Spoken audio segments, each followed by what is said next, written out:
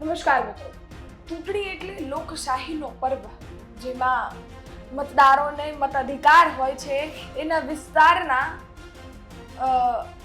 કામ કરવા માટે એ પ્રતિનિધિ ચૂને, એના વિસ્તારના કામ થાય એવા લોકોને ચૂંટીને લાવે. પરંતુ જે પણ પક્ષો લડતા હોય છે એના સમર્થકોને એ પક્ષમાંથી જે પણ ઉમેદવારો થયા છે એના પરિવારજનો ચૂંટણીના માહોલ સાથે એટલા બધા સંકળાઈ જાય છે કે એ લોકો વિચાર નથી કરતા કે એ જે પણ એક્શન લઈ રહ્યા છે એ સાચા છે કે ખોટા છે. હું આ એટલે કહી રહી છું કારણ કે મહેસાણામાંથી એક કિસ્સો સામે આવ્યો છે અને મહેસાણાની ચૂંટણી લોહિયાળ બની ગઈ છે. મહેસાણાના વોર્ડ નંબર 4ના ઉમેદવારો, ભારતીય જનતા પાર્ટીના ઉમેદવારો અને કોંગ્રેસના ઉમેદવારોના સમર્થકો આમને સામને આવી ગયા, બોલાચાલી થઈ ગઈ અને તેમજ આમાં ભારતીય જનતા પાર્ટીના ઉમેદવારના ભાણાની મોત થઈ ગઈ. ઘટના એ છે કે મોડી રાતે આસપાસ પોણા એક વાગ્યાના આસપાસ આ ઘટનાનું સર્જન થાય છે. અહીંયા 4 ચોકડી છે એ વિસ્તારમાં. ત્યાં જઈ અને 4 લોકો નીચે ઉતરે છે અને તેમજ ભારતીય જનતા પાર્ટીના ઉમેદવાર છે એના ભાણા ઉપર છરી વડે, ધોકા વડે હુમલો કરવાનો પ્રયત્ન કરે છે અને હુમલો કરે પણ છે અને એનાથી એનું મોત થઈ જાય છે, હત્યા થઈ જાય છે. અને આ સમગ્ર બાબતે કોંગ્રેસના જે ઉમેદવાર છે એમના પતિને પણ ઈજાઓ પહોંચી છે, એ પણ ઈજાગ્રસ્ત થયા છે. આ સમગ્ર ઘટના ખૂબ ગંભીર છે કારણ કે લોકશાહીના પર્વમાં ખરેખર તો આ એક ઉજવણી છે, આ એક મતદાન અધિકાર છે અને જો એમાં લોકો જીતવા માટે, પોતાના સ્વાર્થ માટે આ હદ સુધી પહોંચી જતા હોય તો શું જ હવે લોકશાહીનો પર્વ રહ્યો કહેવાય. આ ખૂબ ગંભીર ઘટના છે અને આને ખૂબ ગંભીરતાથી લેવી પણ જોઈએ. આ ઘટના અંગે પોલીસે એરિયાના સીસીટીવી કેમેરાથી તપાસ ચાલુ કરી અને તપાસ ચાલુ કરતા ફરિયાદ પણ નોંધવામાં આવી છે.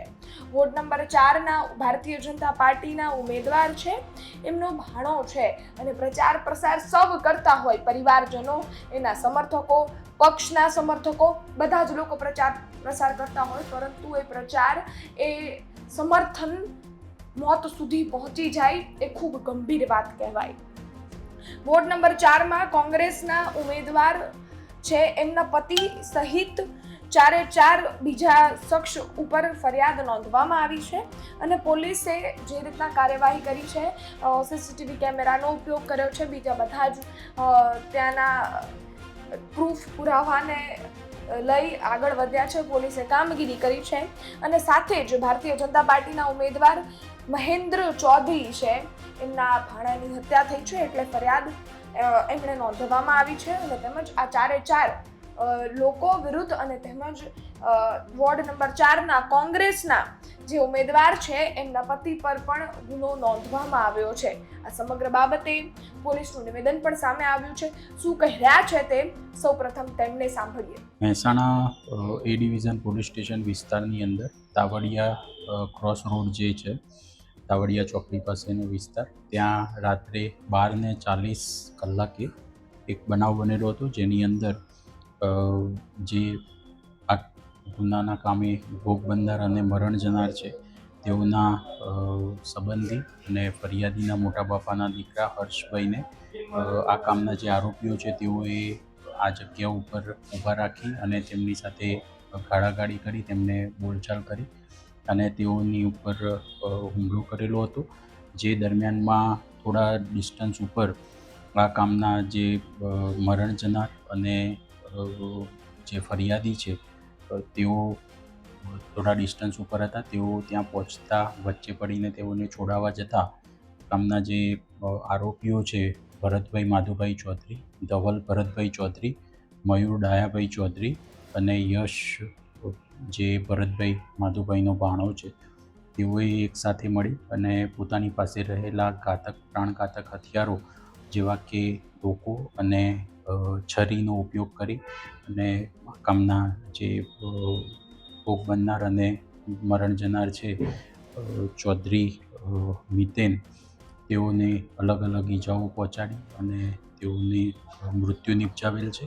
આ બાબતે પોલીસે અત્યારે બીએનએસની સેક્શન્સ 103(1), 115(2), 118(1), 352, 351(3), 189(2), 190, 191(2), 191(3),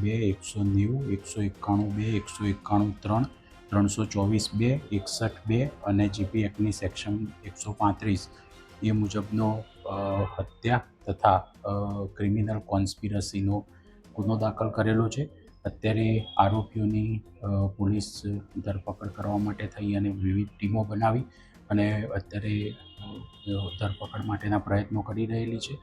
અને આમાં જે અન્ય એવિડન્સીસ કલેક્ટ કરવાના છે સર્કમસ્ટન્શિયલ અને જે ઘટનાના સ્થળ ઉપરના, તેમાં ફોરેન્સિક જે ટીમ છે તેને સાથે રાખી અને ઘટના સ્થળનું પંચનામું કરવાનું અને અન્ય કોલોબરેટિવ એવિડન્સીસ કલેક્ટ કરવાનું પોલીસ અત્યારે અલગ અલગ ટીમો બનાવીને કામ હાથ ધરી રહ્યું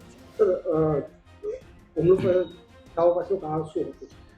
સામાન્ય બોલાચાલીમાંથી એક ઉગ્ર સ્વરૂપ લીધું હોય એવું હાલ પૂરતું જણાયેલ છે, પરંતુ એક ગુનાહિત વારદાતને અંજામ આપવા માટે થઈ અને એક ક્રિમિનલ કોન્સ્પિરસીનો એંગલ પણ અત્યારે અમે લોકો તપાસી રહ્યા છીએ અને લાગી રહ્યું છે કે કદાચ પહેલેથી જ એક કાવતરું રચી અને આ જગ્યા ઉપર તેઓના ઉપર હુમલો કરી અને તેમની હત્યા નિપજાવવાનું પહેલેથી જ નક્કી કરી અને આ હુમલો થયો હોય તેવું હાલના તબક્કે જણાઈ રહ્યું છે. સર, કોંગ્રેસ અને ભાજપ બંને અમારી એ હત્યા કરીને કહી શકે કે જોડાયેલા છે. જે મરણ જનાર મિતેન ચૌધરી છે તેઓના જે મામા છે તેઓ આ વખતના વોર્ડ 4ના મહાનગરપાલિકાના ઉમેદવાર છે તથા જે આરોપી છે તેઓના પત્ની અને જે સહ આરોપી છે તેઓના મધર લીલાબેન પણ વોર્ડ નંબર 4ની અંદરથી જ ઇલેક્શન લડી રહ્યા છે કોંગ્રેસ પાર્ટીમાંથી. એટલે ચૂંટણીના કારણે આ સમય બદલ થયો? ચૂંટણીના કારણે તાત્કાલિક કારણ ચૂંટણીના હોઈ શકે, પરંતુ એ સિવાય પણ કોઈ જૂની તેઓની દુશ્મનાવટ હતી કે કેમ અને અન્ય શું બીજા કારણો હોઈ શકે તે બાબતે ઇન્વેસ્ટિગેશન થયા પછી જ ખુલાસો કરી શકાય. વોર્ડ નંબર 4માંથી બંને ઉમેદવારો છે એ ખૂબ જોરશોરથી લડી રહ્યા હતા, પરંતુ જેમની હત્યા થઈ છે એમનું નામ મિતેન ચૌધરી છે અને એમના મામા છે એ વોર્ડ નંબર 4ના ભારતીય જનતા પાર્ટીના ઉમેદવાર છે. હવે આ કોંગ્રેસમાં જે બહેન લડી રહ્યા હતા એ બહેનના પતિ સહિત 4 લોકો ઉપર ફરિયાદ નોંધવામાં આવી છે. એની વાત કરીએ તો એમના પતિ ભરતભાઈ ચૌધરી તેમજ ધવલભાઈ ચૌધરી, મયુરભાઈ ચૌધરી સાથે જ યશ નામકના શખ્સ ઉપર ગુનો નોંધવામાં આવ્યો છે અને તેમજ કાર્યવાહીનો દોર આગળ ચલાવવામાં આવ્યો છે. આ સમગ્ર બાબતે એક સવાલ ઊભો થાય કે મતદાનનો અધિકાર લોકોનો, મત કરવાનો અધિકાર એમનો, કામ એમના વિસ્તારમાં થાય એનું ધ્યાન એમને રાખવાનું, કારણ કે એ લોકોને 5 વર્ષ એમાં રહેવાનું છે. એ પાણી, એ રસ્તા, એ સોસાયટી, એ બધું જે લોકોને ક્લીન જોતું હોય, પાણી જોતું હોય, સામાજિક જેટલા પણ પ્રશ્નો હોય એની ચૂંટણી છે, સ્થાનિક ચૂંટણી છે. આ લોકોના પ્રશ્નો પર લડાતી ચૂંટણી છે ને એ જ આટલી લોહિયાળ બની ગઈ, આટલું વિકરાળ સ્વરૂપ એણે ધારણ કરી લીધું કે એક યુવકની હત્યા થઈ ગઈ. લોકશાહીની પણ હત્યા છે આ ક્યાંક જોવા જઈએ તો. હા, તમારું શું માનવું છે એ કોમેન્ટ ચોક્કસથી કરજો. આ માહિતીને લઈ તમારું શું માનવું છે કોમેન્ટ ચોક્કસથી કરજો. 26 તારીખે મતદાન છે, આવતીકાલે મતદાન છે. ગણતરીના કલાકો જ બાકી રહ્યા છે અને તેમજ ઘટના સામે આવી છે. ખૂબ ગંભીર ઘટના છે, ખૂબ શર્મજનક પણ છે અને આવતીકાલે મતદાન છે. વિચારીને તમારા વિસ્તારના કામ થાય એવા લોકોને ચૂંટી અને લાવજો અને સાથે જ શાંતિ બનાવીને રાખો. આ રીતની ઘટનાઓ સામે આવી એ ખૂબ ખરાબ છે. લોકશાહી છે એની હત્યા થઈ રહી છે. તમારું માનવું કોમેન્ટ ચોક્કસથી કરજો. બાકી ફરી મળીશું નવી માહિતી સાથે. ધન્યવાદ.